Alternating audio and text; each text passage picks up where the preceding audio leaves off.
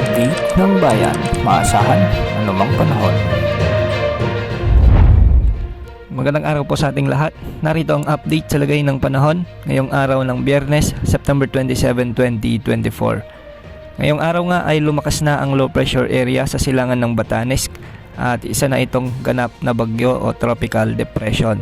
Pinangalanan nito ng Pag-asa bilang Bagyong Julian at huli itong namataan sa layong 525 kilometers silangan ng Itbayat, Batanes. Taglay nito ngayon ang lakas ng hangin na umaabot sa 55 kilometers malapit sa gitna at pagbugso namang umaabot sa 70 kilometers per hour. Kumikilos ito ng timog-timog kanluran sa bilis na 15 kilometers per hour. Sa ngayon, wala pa namang nakataas na anumang wind signal o tropical cyclone wind signal sa anumang bahagi ng ating bansa. Ngunit ngayong araw ay posibleng itaas ang signal number 1 sa bahagi ng Cagayan Valley sa mga susunod na oras. Posible rin itong umabot sa severe tropical storm o di kaya naman ay typhoon category sa mga susunod pang mga araw.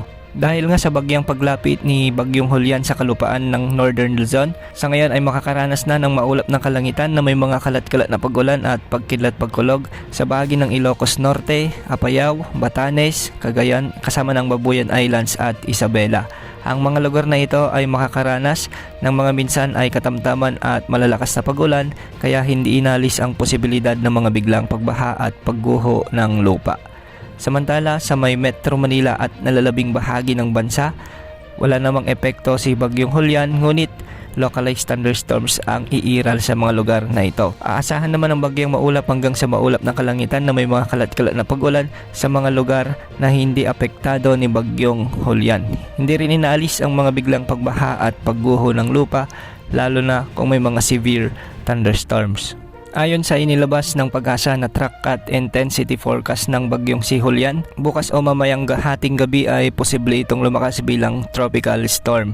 At pagsapit naman ng linggo, mananatili itong severe tropical storm, ngunit pagsapit ng gabi ng linggo ay posible itong lumakas muli bilang severe tropical storm kung saan mas malapit na ito sa silangang bahagi ng Cagayan Valley.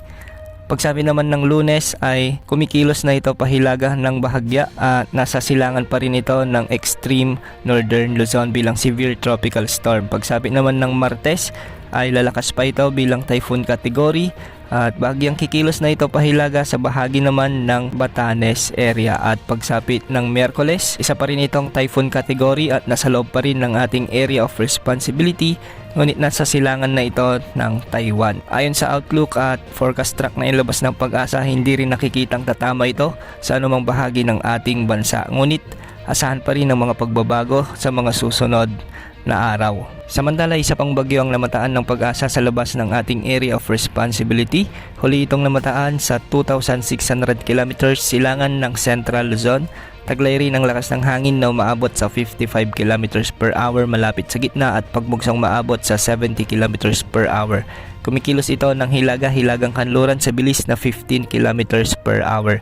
Ayon sa mga pagtataya ng Pag-asa, hindi naman nakikitang tatama o papasok ito sa ating area of responsibility at kikilos ito patungo sa southern Japan.